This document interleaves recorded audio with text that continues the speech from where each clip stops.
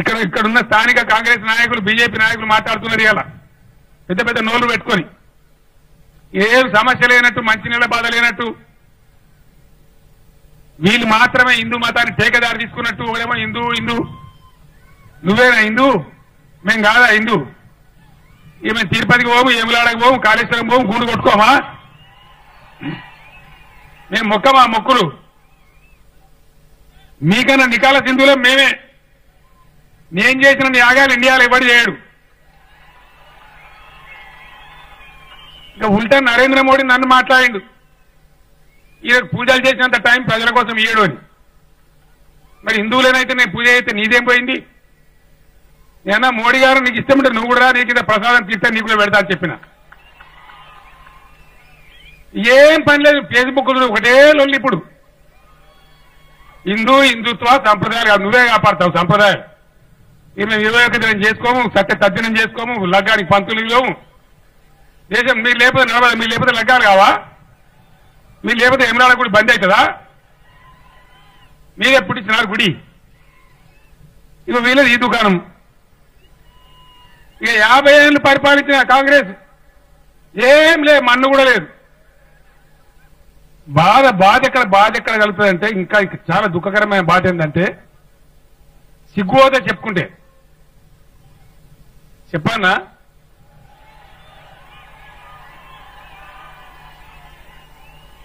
ఒక ఆయనేమో ఇప్పుడున్న ప్రైమ్ మినిస్టర్ అండి ఎవరు నరేంద్ర మోడీ ఇంత పెద్ద 130 కోట్ల మంది భారతదేశానికి ప్రధానమంత్రి ఆయన ఎవరు మోడీ గారు ఇంకొక ఆయన ప్రధానమంత్రి కాగోరిట ఆయన ఎవరు రాహుల్ గాంధీ ఇక వాళ్ళ నాయనమ్మ వాళ్ళ ముత్తాత వాళ్ళ తాత వాళ్ళ నాయన అంతా ప్రధానమంత్రిలో ఉంటుంది దేశానికి ఇప్పుడు ఈయన కావాలన్నట ఏం మాట్లాడతారండి వాళ్ళ టీవీలలో ప్రపంచం అనేది ఒకటి ఉంది మనం చూస్తాంది మనకి ఇజ్జతమానం ఉండాలి అని సోయినదా ప్రధానమంత్రి చోర్ హే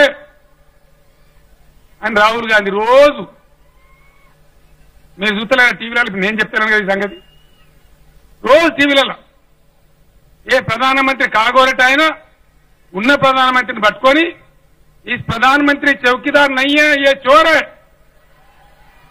అని రాహుల్ గాంధీ చెప్తాడు ప్రధానమంత్రికి ఉన్నాయని చెప్తాడు ఏం చెప్తాడు వీళ్ళు తల్లిగోగులు ఇద్దరు జమానత్ మీద తిరుగుతారు బయట దొంగతనం చేసిన నేషనల్ హెరాల్డ్ కేసులా జమానత్ మీద బయట తిరుగుతున్నారని చెప్తాడు గీవీళ్ళ మన ప్రధానమంత్రులు ఏమనుకుంటుంది ప్రపంచం మన గురించి ఎంత చులకన భావం ఏర్పడుతుంది ఏం చీప్ దందా ఇది చేయాల్సిన పని పక్కన పెట్టి రాష్ట్రాలు ఎంబడ పడతారు రాష్ట్రాలకి ఇవ్వాల్సిన స్వేచ్ఛ ఇవ్వరు రాష్ట్రాల మీద పెత్తనం ఎంతవరకండి ఎక్కడో మంతరిలో మలహార మండలంలో ముత్తారం మండలంలో రోజ్గార్ కూలీ జరిగితే తప్పకుండా ఢిల్లీలో డబ్బులు ఎత్తాడు ప్రైమ్ మినిస్టర్ ఇలా సర్పంచ్ ఎందుకు ఈ మండలాధ్యక్షుడు ఎందుకు జిల్లా పరిషత్ ఎందుకు ఎమ్మెల్యే ఎందుకు ఎంపీ ఎందుకు మంత్రి ఎందుకు ముఖ్యమంత్రి ఎందుకు ఇక్కడ ఇదే ప్రధానమంత్రి చేయాల్సిన పని కేంద్ర ప్రభుత్వం చేయాల్సిన పనేనా ఇది ప్రధానమంత్రి గ్రామ్ సడక్ యోజన ఎవరికి కావాలి నాయన గ్రామ్ సడక్ నువ్వు ప్రధానమంత్రి వేస్తావు ప్రపంచంలో ఏ దేశంలో ఉంటుందా ఈ పద్ధతి ఇది చేసేవాళ్ళు లేరా కింద తెలంగాణలో 3% ఉండదేమో చేయబోయి ఇంకేదో చేస్తారని చేసేది చేయకుండా వేరే పని చేస్తారని పాకిస్తాన్ కంట్రోల్ చేయరు రక్షణ వ్యవహారాలు పట్టించుకోరు తెలివితేటలు లేవు అంతర్జాతీయ వ్యవహారాలు చక్కబెట్టరు ఉన్న నీళ్లను వాడరు ఇంకా సిగ్గుపోయే ముచ్చట ఏంటంటే ఏ కాంగ్రెస్ నాయకుడు మాట్లాడతారో ఏ బీజేపీ నాయకుడు మాట్లాడతారో రమ్మని నేను మాట్లాడుతా ఉన్నా సిగ్గు అవుతుంది మన దేశంలో మీరు నమ్మరని చెప్తే ఈ మాట ఎంత తెలివి కలవాలి రెండు పార్టీలు అంటే దేశంలో ఇవాళ కరెంట్ ఎంతున్నది 3,44,000 మెగావాట్లు ఉన్నది భారతదేశం యొక్క విద్యుత్ స్థాపిత శక్తి ఇన్స్టాల్డ్ పవర్ కెపాసిటీ అంటారు ఇంగ్లీష్ లో 3,44,000 మెగావాట్లు ఉన్నది. అందులో థర్మల్ అంటే దీనిలో సోలార్ పవర్ ఉన్నది, అది పొద్దాక వస్తుంది, తెలంగాణ రాదు. అదేవిధంగా హైడ్రో ఎలక్ట్రికల్ అంటే నీళ్లతో ఎత్తగా ఉన్నది, అది వర్షాకాలం అప్పుడు వస్తుంది, సంవత్సరం పొడుగుతా రాదు. కానీ థర్మల్ పవర్ ఉంటుంది, ఆటోమిక్ పవర్ ఉంటుంది, అది మాత్రం సంవత్సరం పొడుగుతూ వస్తుంది. అది 2,21,000 మెగావాట్ల దేశంలో, భారతదేశంలో. కానీ భారతదేశం వాడే కరెంట్ ఎంతనో మీకు తెలుసా? ఈ దేశం హైయెస్ట్ వాడిందే 1,80,000 మెగావాట్. 3,44,000 మెగావాట్ల ఉత్పత్తి ఉంటే ఛత్తీస్గఢ్ లో మన పక్క రాష్ట్రం గోదావరికి అవుతుంటాయి 37,000 మెగావాట్ల విద్యుత్ ప్లాంట్లు మూతబడి ఉన్నాయి. ఇవాళ వాటిని వాడే తెలివి లేదు మనకు. 70,000 టీఎంసీల నీళ్లుంటే దాన్ని వాడం. విద్యుత్ ఉన్నదే తక్కువ, ఆ ఉన్నదాన్ని కూడా వాడే తెలివి లేదు. అంత గొప్ప విద్యుత్ పాలసీ ఉంది దేశంలో. వీళ్ళు బీజేపీ, వీళ్ళు కాంగ్రెస్, వీళ్ళు జాతీయ పార్టీలు. ఇదా జాతీయ పార్టీ పాలసీ? ఇట్లుండొస్తున్నా ఇంత దిక్కుమాలతనం ఏ దేశంలో ఉంటుందా? ఇది మారాలే, మారి తీరాలే. ఈ కరీంనగర్ గడ్డ ఇది లక్ష్మి గడ్డ. ఇక్కడ ఏ సంకల్పం చేసినా తెలంగాణ కోసం నేను బయలుదేరుతా అంటే నాకు సర్దిగట్టి పంపించిన మీరు 15 ఏళ్ళు నిద్ర పోకుండా 6 నెలలు కూడా కొట్లాడి కరీంనగర్ లో ఇచ్చిన మాట నిలబెట్టుకున్నాను. నేను ఈరోజు ఇదే గడ్డకు కావాలని మా రాజేంద్ర గారికి, వినోద్ గారికి, జిల్లా నాయకులను రిక్వెస్ట్ చేసి సమాఖ్య ప్రభుత్వం రావాలి, ఫెడరల్ ఫ్రంట్ రావాలి దేశంలో. ఈ దద్దన్నలు ముద్దన్నల యొక్క పార్టీలు పోవాలి. ఈ దేశం బాగుపడాలంటే ఎవడో మగోడు పుట్టాలి, అన్నో పొలికేక రావాలి. 16 సీట్లిస్తే ఏం చేస్తావు కేసీఆర్? 2001 కూడా దద్దన్నలు గిట్లే మాట్లాడి ఆడదేస్తావు నువ్వు తెలంగాణ అని. ఆనాడున్న ముఖ్యమంత్రుల సంకల పడి పైదేవీలు చేసుకొని బతికిరు సన్నాసిన కొడుకులు. మనం 16 లేము, అన్ని వివరాలు బయటకు చెప్తాం. ఆల్రెడీ 120 మందిని జమగట్టిన నేను. ఒక్కలమే లేం మనం. మనతో పాటు నేను పోయిన మీరు చూసిండ్రు. ఏ రాష్ట్రాలకు పోయి నేను మాట్లాడినో మీరందరూ కనిపెట్టిండ్రు. వాళ్ళకి ఏమేమి 100 పోయానో 100 పోసేస్తున్నా నేను. రెడీ చేస్తాను. ముందుగానే పోయి తొర్రకుర్రా పిచ్చోళ్ళు లెక్క బిస్సం మన చేతిలో పెట్టుకో వంతని చెప్పినాం. ఎక్కడనో కూడా అడిగేటోడు పుట్టకపోతే ఈ దేశం గిట్లే పోవన్నా, కరెంటు గది గిట్లే ఉండన్నా, కరువులు ఇట్లే ఉండన్నా, సస్యశ్యామలం ఉండాల్సిన భారతదేశం 70,000 టీఎంసీల నీళ్లు కలిగి ఉండి ఎందుకు అవస్థపడాలి? మంచినీళ్లకు, తాగునీళ్లకు, సాగునీళ్లకు. సగం భారతదేశం చీకట్లో ఉన్నది అలా అంధకారంలో. సుమారు 18 రాష్ట్రాల్లో భయంకరమైన కరెంటు కోతలుంటాయి. ఏం దుస్థితి, ఏం దౌర్భాగ్యం ఈ దేశానికి. ఇంత దిక్కుమాలిన పాలసీ ఉంది. సంపదను పెంచే తెలివి లేదు. ఇప్పుడు 1950 నాటి మాటలు మాట్లాడతారు. చైనా దేశం హిమాలయ పర్వతాలకు అవతల పక్కున్నది, మనం ఇవతల పక్కున్నాం. మనకంటే వ్యవసాయ భూమి తక్కువ, ఎడారి ఎక్కువ, ఎత్తులు పల్లాలు గుట్టలు ఇట్లుంటాయి, దరిద్రం ఉంటుంది. కానీ ఇలా వాళ్ళు ఎక్కడున్నారు, మనం ఎక్కడున్నాం. మనకు గంగా నది ఉన్నట్టే వాళ్ళకి యాంగ్జీ నది ఉంటుంది. ఉత్తర చైనాలో నీళ్లు లేకపోతే 1000 టీఎంసీల నీళ్లు 1600 కిలోమీటర్లు తీసుకుపోయి అక్కడ నీళ్లు ఇస్తా ఉన్నారు. 3 ఏళ్లలో కంప్లీట్ చేసిన ప్రాజెక్టును. మరి మన కర్మ ఏంది దేశంలో? ఏం బాధ ఇది? ఇక్కడ ఉన్నది దేశం. మన దాంట్లో 3వ వంతు ఉండదు, 4వ వంతు ఉంటుంది America. 1/4 of India population wise చూసుకుంటే. కానీ వాని కరెంట్ ఎంత? 10 లక్షల మెగావాట్లు వాళ్ళ స్థాపిత విద్యుత్ శక్తి. చైనా 9,25,000 మెగావాట్లు. మనకున్నదే 3,44,000. అది కూడా వాడే తెలివి మనకు లేదు. ఇట్లా అనేకమైన విషయాలు చెప్తే చాలా సిగ్గుపోతుంది. దేశం కదా, దేశం సంగతి బయట పెట్టద్దని కొంచెం బాధ్యత ఉన్న వ్యక్తులు అనిపిస్తుంది. కానీ సమయం వచ్చినప్పుడు కనీసం దేశ ప్రజలకైనా సరే చెప్పాల్సిన బాధ్యత ఉంటుంది, అవసరం ఉంటుంది. ఇక వీళ్ళ తెలివితేటలకు వీళ్ళు క్రియేట్ చేసిన ఇన్ఫ్రాస్ట్రక్చర్, వీళ్ళు కట్టిన రైళ్లు, వీళ్ళు కట్టిన రైల్వే లైన్లు, వీళ్ళు వేసిన రోడ్లు ఎంత గొప్ప, ఎంత చక్కగా వేసింది దేశంలో అంటే అంతర్జాతీయంగా ట్రక్కులు అంటే లారీల స్పీడ్ అంతా గంటకు 80 కిలోమీటర్లు పోతుంది. ఇండియాలో లారీల స్పీడ్ అంతా 36 కిలోమీటర్లు పోతుంది. ఎన్నడూ బాగుపడాలి మనం? ఈ దేశంకి ఈ దద్దమ్మల చేత ఇంకా బాగుపడుతుందా? ఇది వాస్తవం కాదా?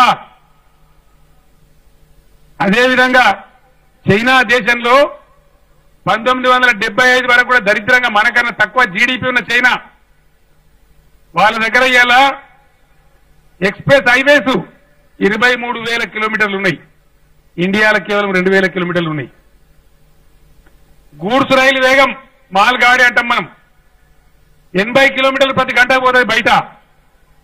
మన భారతదేశంలో 24 కిలోమీటర్లు మాత్రమే స్పీడ్ ఉంటుంది. విమానాల సరుకు, విమానాలలో ఎయిర్ కార్గో అంటారు, సరుకు రవాణా అవుతుంది. 21,305 మిలియన్ టన్నులు రవాణా అయితే చైనాలో, మన దగ్గర 1,089,894 అయితే. విమానాల్లో ప్రయాణం చేసే వాళ్ళు 49 కోట్ల మంది ఏడాదికి, మన దగ్గర 11 కోట్ల మంది. తలసరి విద్యుత్ వినియోగం చైనాలో 4,475 యూనిట్లు, మన దగ్గర 1,500 యూనిట్లు. సగటు మనిషి బతికే వయసు అక్కడ 76 ఏళ్లు, మన దగ్గర 67 ఏళ్లు. మరి అవతల వాడున్నాడు, ఇవతల మనం ఉన్నాం. వాడు బంగారం తింటుండా? అమెరికాలో గట్లుంటుందట, లండన్ లో గిట్లున్నదట, హాంకాంగ్ కాడ 100 అంతస్తుల బంగ్లా ఉన్నదట, జపాన్ లో బుల్లెట్ రైలు ఉన్నదట. ఈ స్టోరీ ఇనుడే మన ఇండియా బతుకా? ఎన్ని రోజులు వినాలే? అమెరికాలో పడిన బంగారం తింటుండా? మనమేమైనా మన్ను తింటున్నామా? అక్కడ గట్లెందుకు ఉండాలి, ఇక్కడ గిట్లెందుకు ఉండాలి? వానికి బుర్ర ఉన్నది, మనకు లేదు. మనం ఈ హిందుగాళ్ళు, బొందుగాళ్ళు, ఈ దిక్కుమాలిన దరిద్రంగాల చేతుల పడి విలవిల్లాడుతున్నది ఈ దేశం. ఈ దేశం బాగుపడాలంటే అంతర్జాతీయ స్థాయిలో ఇతర దేశాలకు ధీటుగా తల ఎత్తుకొని ముందుకు పోవాలంటే ఈ ఇద్దరు దరిద్రులను తరిమి కొట్టాల్సిన అవసరం ఉంది. కాంగ్రెస్ బీజేపీలను తరిమి కొడితేనే ప్రత్యామ్నాయ సమాఖ్య రాజకీయాలు ఈ దేశంలో వస్తాయి. రాష్ట్రాల పెత్తనం నడవాలి, రాష్ట్రాల కోరికలు మన్నించబడాలి, కేంద్రం చేసే పనులు కేంద్రం చేయాలి, న్యాయ వ్యవస్థలో సంస్కరణలు రావాలి, శాసన వ్యవస్థలో రావాలి, ప్రభుత్వాల నిర్మాణంలో రావాలి. ఇంత పెద్ద దేశానికి ఒక సుప్రీంకోర్టు ఉంటుందా? సుప్రీంకోర్టు తీర్పిస్తే అది లా. ఎక్కడో ఏదో రాష్ట్రంలో జరిగే చిన్న దాని మీద ఒక జడ్జిమెంట్ వస్తే అది మొత్తం దేశానికి వర్తించానా? ఈ విధానం సరి అయిందేనా? కాదు. న్యాయ వ్యవస్థలో సమూల మార్పులు రావాలి, పరిపాలనా విధానంలో రావాలి. కేంద్రం పనిచేయాలి, రాష్ట్రాలు పనిచేయాలి. ఇవి జరగాలంటే దేశంలో ఖచ్చితంగా ప్రాంతీయ పార్టీలు శాసించేటువంటి, రాష్ట్రాలు హక్కులు కలిగి ఉండేటువంటి ఫెడరల్ గవర్నమెంట్ రావాలి, సమాఖ్య ప్రభుత్వం రావాలి. దానికోసం నేను మీ బిడ్డగా మీకు మనవి చేస్తా ఉన్నా. తెలంగాణ కథ దగ్గర పడతా ఉంది, మంచినీళ్ళ కోత దగ్గర పడ్డది, సాగునీళ్ళ కోత 5-6 నెలలైతే కథమవుతుంది, కరెంటు బాధలు రావు, ఆర్థికంగా బ్రహ్మాండంగా పురోగమిస్తున్నాం, ఒక అద్భుతమైన రాష్ట్రంగా తయారు చేస్తా ఉన్నాం. మీరు జీవిస్తే, మీరు ఆశీర్వదించి పంపిస్తే ఈ దేశం తర్వాత కూడా మార్చడానికి నేను ప్రధానమైన పాత్ర పోషిస్తాను మనవి చేస్తా ఉన్నా. 100% ఈ 16 ఎంపీలతో కాదు, ఇంకా 150 మంది ఎంపీలను జమ చేసి దేశ రాజకీయాలను తెలంగాణ ప్రభావితం చేయాలి. తెలంగాణ దేశానికి ఒక చోదక శక్తి కావాలి, తెలంగాణ దేశానికి ఒక దిక్సూచి కావాలి. అనేక పథకాలలో దేశానికి ఎట్లయితే ఇప్పుడు మార్గదర్శకంగా ఉన్నామో, దేశంలో నంబర్ 1 గా ఉన్నామో, అదే పద్ధతిలో ఇంకా చాలా విషయాలు నేను చెప్తే తెల్లారిదాకా చెప్పచ్చు. నేను అంతా చెప్పి బోరు కొట్టాను, కానీ ఇటువంటి విషయాలు చాలా ఉన్నాయి. ఎన్నో మార్పులు రావాల్సిన అవసరాలు ఉన్నాయి. దానికోసం మీ ఆశీర్వచనం కావాలి, మీ బలం కావాలి. చివరిగా నేను ఒకటే మాట మీ ముందు పెడతా ఉన్నా. కరీంనగర్ లో మీ ఆజ్ఞ తీసుకొని ఈ ఎన్నికల తర్వాత సంభవించే పరిణామాలు చూసి ఒకవేళ అవసరమైతే జాతీయ పార్టీని కూడా స్థాపించి భారతదేశం మొత్తం ఒకటి చేస్తా అని చెప్పి మనం చేస్తా ఉన్నా. ఈ మాట కరీంనగర్ గడ్డ నుంచే చెప్పాలి. ఇది కలిసి వచ్చిన గడ్డ అని చెప్పి, పోరాటాల గడ్డ అని చెప్పి ఇక్కడి నుంచి నేను మనవి చేస్తా ఉన్నా. ఎవరో నడుము కట్టకపోతే ఆనాడు కూడా అందరూ అనుకుంటున్నా నేను కూడా పెదవులు దప్పరిస్తే తెలంగాణ రాకపోయాల. 200 పెన్షన్ 2000 కాలే వచ్చినాయి జన్మల ఆ పేదని వల్ల ఆదుకుందరా. ఇతర సమైక్య రాష్ట్రమే ఉంటే ఇయ్యాల కూడా పేదల్ని ఎవడాదుకుంటుండే. ఇలా కాళేశ్వరం కనబడుతుండేనా? మిషన్ భగీరథ వస్తుండేనా? 24 గంటల కరెంట్ వస్తుండేనా? ఆనాడు మీ దీవెనతో ధైర్యం చేసిన నడుము గట్టే కాబట్టి ఇవాళ తెలంగాణ వచ్చింది. పేదలను ఆదుకుంటున్నాం, రైతులను ఆదుకుంటున్నాం, అందరినీ కాపాడుకుంటున్నాం, అన్ని వర్గాల ప్రజలను కాపాడుకొని ముందుకు పోతున్నాం. అదే పద్ధతిలో ఈరోజు దేశానికి అవసరమవుతున్నది కాబట్టి మీ దీవెనతోని ఖచ్చితంగా దేశ రాజకీయాలను ప్రభావితం చేయడానికి నా చివరి రక్తం బొట్టు వరకు కూడా పోరాటం చేస్తా అని చెప్పి మనవి చేస్తా ఉన్నా. ఎక్కడో ఒకడు ఎవడో ఒకటి తెగించాలి, ఎక్కడో ఒకడు ఎవడో ఒకటి పిడికిలు ఎత్తాలి, దేశాన్ని ప్రభావితం చేయాలి, ప్రజలను నడిపించాలి. ఆ సమయం దగ్గర పడుతున్నది. ఈ దరిద్ర పార్టీలు బీజేపీ కాంగ్రెస్ ముక్త భారత్, బీజేపీ ముక్త భారత్ కాదు, కాంగ్రెస్ బీజేపీ ముక్త భారత్ కావాలి. ఈ రెండు దరిద్ర పార్టీలు ఏవైతున్నాయో వీళ్ళు ఏం చేయలే, వీళ్ళు ఏం చేసినో బయటపడ్డది. వీళ్ళ సంగతి తెలిసిపోయింది మనకు. గోల వీడిని వాడు తిట్టా, వాడిని వీడి తిట్టా, తూకిత్తా, మైకిత్తా, ఈ రాజకీయాలు తప్ప పేద ప్రజలను గాని, రైతులను గాని, మంచినీళ్ల కోసం గాని, సాగునీళ్ల కోసం గాని పట్టించుకున్న పాపాన్ని ప్రభుత్వాలు పోలే. మౌలికమైన వసతులు రాలే. అనేకమైన మార్పులు తెచ్చే అవసరం ఉంది. స్ట్రక్చరల్ చేంజెస్ రావాలి, అన్ని వ్యవస్థల్లో రావాలంటే ఖచ్చితంగా రాజకీయాలు తీవ్రంగా ప్రభావితం కావాలి. అటువంటి రాజకీయాల కోసం మీ దీవెన పొందుదామని నేను వచ్చిన. ఇల్లుమంటారా నన్ను జాతీయ రాజకీయాల్లోకి? ఇల్లుమంటలంతా పిడికిలెత్తాలి ఒకసారి దయచేసి. అక్క మీరు కూడా ఎత్తాలి. వెళ్ళాను నేను. దేశ రాజకీయాలలో గ్యారంటీగా తెలంగాణ పెద్ద పాత్ర పోషించాలి. ఇవాళ మన శక్తి 16 ఎంపీలు కాదు, 2 ఎంపీలతో గుద్ది తెలంగాణ తెచ్చినామో, మీరు 16 గెలిపిస్తే అవతల 160 మందిని జమ చేసి దేశంలో అగ్గి పెట్టాలి, గత్తాలు ఇవ్వాలి. 100% ఆ పని జరగాలి.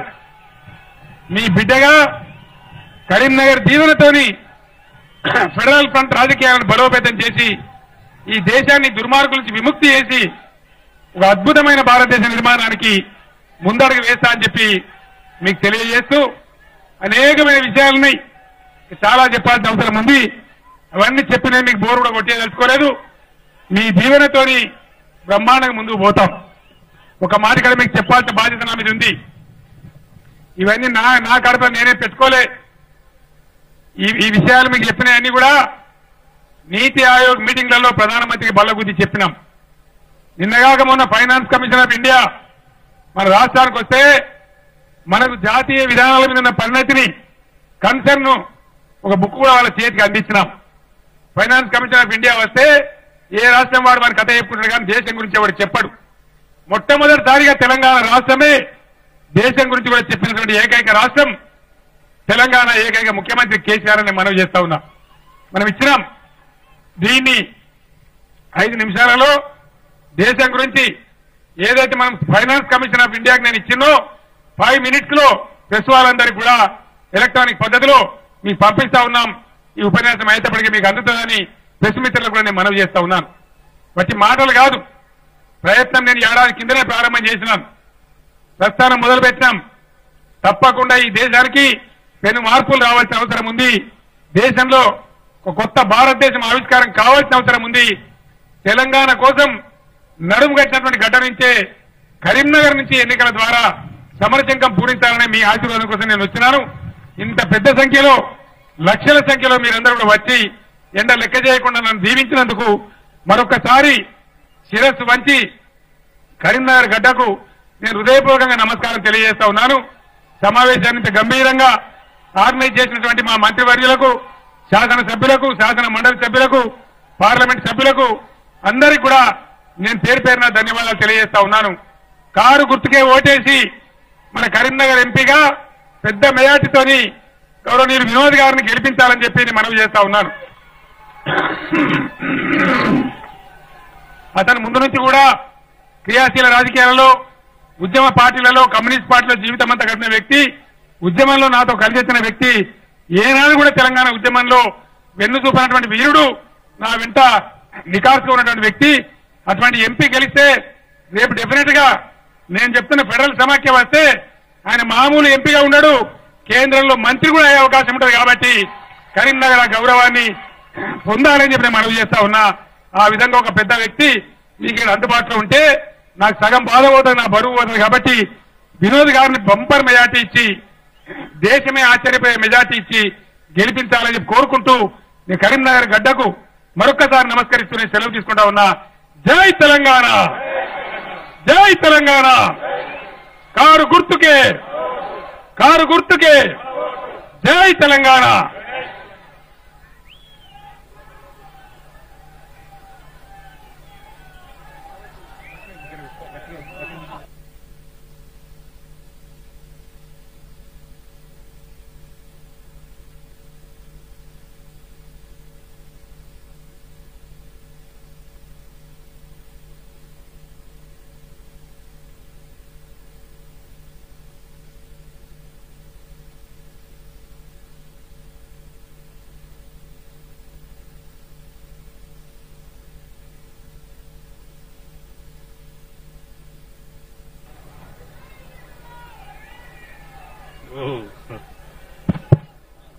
ఈరోజు కరీంనగర్ వీరగడ్డ పైన గౌరవనీయులు కేసీఆర్ గారి యొక్క సమావేశాన్ని ఏర్పాటు చేసుకుని లక్షలాదిగా తరలి వచ్చి ఈ యొక్క సమావేశాన్ని గొప్పగా విజయవంతం చేసినటువంటి